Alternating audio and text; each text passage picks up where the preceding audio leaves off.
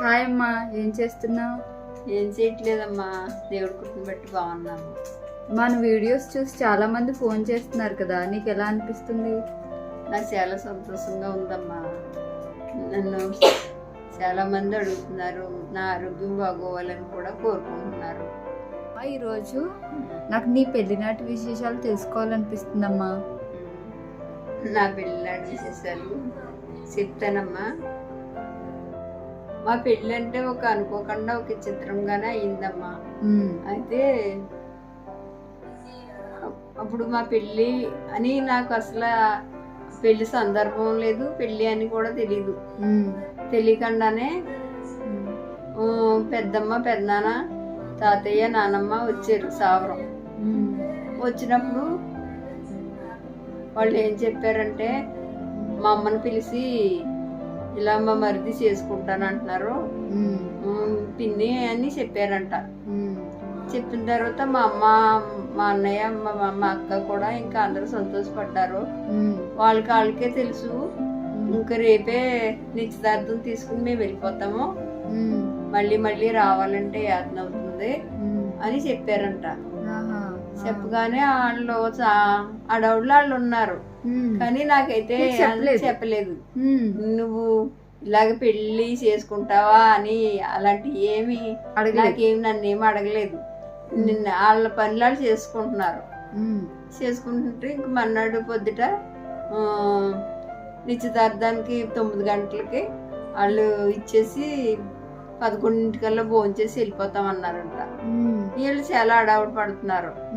వంటలు వేసేసి అప్పుడు నువ్వు అడగలేదా ఏంటి ఎందుకు అని? ఏంటి ఎందుకని నేను అడగలేదు, వాళ్ళు నాకు చెప్పలేదు. అయితే గమ్ము స్నానం చెయ్యి, గమ్మని బట్టలు వేసుకో అని చెప్తున్నారు నాకు. అంటే నేను ఇంకా వాళ్ళు స్నానం తలంటేసారు. తలంటి నాకు జడలేసి పూలు పెట్టి రెడీ చేసేసారు. రెడీ చేసి నన్ను కూర్చోబెట్టారు. అప్పుడు నాన్న రాలేదా ఎంగేజ్మెంట్ కి? మీ నాన్న రాలేదు. పెద్దోళ్ళే వచ్చి ఇచ్చేసి పట్టిక బెల్లం, సీర ఏవే ఉంటాయి కదా, ఆ చేతిలో పెట్టేసి భోజనాలు చేసి వాళ్ళు వెళ్ళిపోయారు. అది ఎంగేజ్మెంట్ తంతు అక్కడికి అయిపోయింది. నాకైతే అప్పటికి ఏమీ చెప్పలేదు. చెప్పకపోతే తర్వాత 2-3 రోజులకి అమ్మమ్మని అడిగాను. అమ్మ నాకు అసలు గొలవాన్ తిప్పంటేనే భయం, ఏంటి నాకు ఇలా చేసేస్తున్నారు, నేను చేసుకొని బాబాయ్ అని చాలా భయపడిపోయాను. అదేమీ లేదమ్మా, వాళ్ళే కావాలని అంత బాగా అడుగుతుంటే నువ్వు అలా అంటావేంటి, ఊరు దూరమైన మనుషుల దగ్గర వాళ్ళే కదా, దేవుడు సంకల్పమేమో ఇది అని అమ్మమ్మ కూడా చెప్పింది. చెప్పిన తర్వాత ఈ పెళ్ళి అప్పుడు కుదిరింది. మళ్ళీ 8 నెలల తర్వాత పెళ్ళి అయింది. 8 నెలల గ్యాప్ ఉంది. అప్పట్లో నాన్నకి ఎంత కట్నం ఇచ్చారు? మీ నాన్నలో కట్నం ప్రస్తావన ఏమీ తీసుకురాలేదు, ఏళ్ళు అడగలేదు. తర్వాత 10,000 ఇచ్చారు. అది పెద్ద కట్నం ఏమీ కాదు. అదైనా ఒకసారి ఇవ్వలేదు. ఏమి ఎక్స్పెక్ట్ చేయకుండా మీ నాన్న ఇది పెట్టాలి, ఇది చేస్తే, ఇది పెడితే చేసుకుంటాను అని డిమాండ్ ఏది చేయలేదు. ఎప్పుడు కూడా మా నుంచి మీ నాన్న ఏది ఆశించలేదు. ఆ రకంగా పెళ్లి దేవుడి సంకల్పం మీద పెళ్లి అయ్యింది. అంతేగాని ఇది మామూలుగా మనుషులు నిర్ణయించే మట్టుగా అవదు.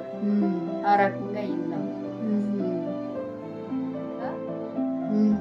తాతయ్య మా ఇంటికి వచ్చారు. మా ఇంటికి వచ్చిన తర్వాత అందరూ పెద్దోళ్ళు అక్కడ ఉన్నవాళ్ళు ఇంకా ఎప్పుడు చేస్తారో ఆలస్యం అమృత విషయం చేసేసుకోండి, పెళ్ళి ఛానల్ అయింది కదా కుదిరి అని అందరూ అన్నారు. ఆ తర్వాత తాతయ్య ఇంటికి వెళ్ళి నేను చెప్తానని తాతయ్య వచ్చింది ఇక్కడ అంటే ఇంక వీళ్ళందరూ కూడా ఇంకా ఓకే అని మొత్తం పెట్టారు. మే 3వ తారీఖు 1990 మే 3వ తారీఖు త్యాగరాజ భవనంలో పెళ్ళి అయింది. దేవారంలో చేసేది. ఇది పెళ్లి స్టోరీ అంటే. సరే అమ్మా, చాలా బాగుంది నీ స్టోరీ. సరే అయితే బాయ్ చెప్పేద్దామా? Bye bye bye friends.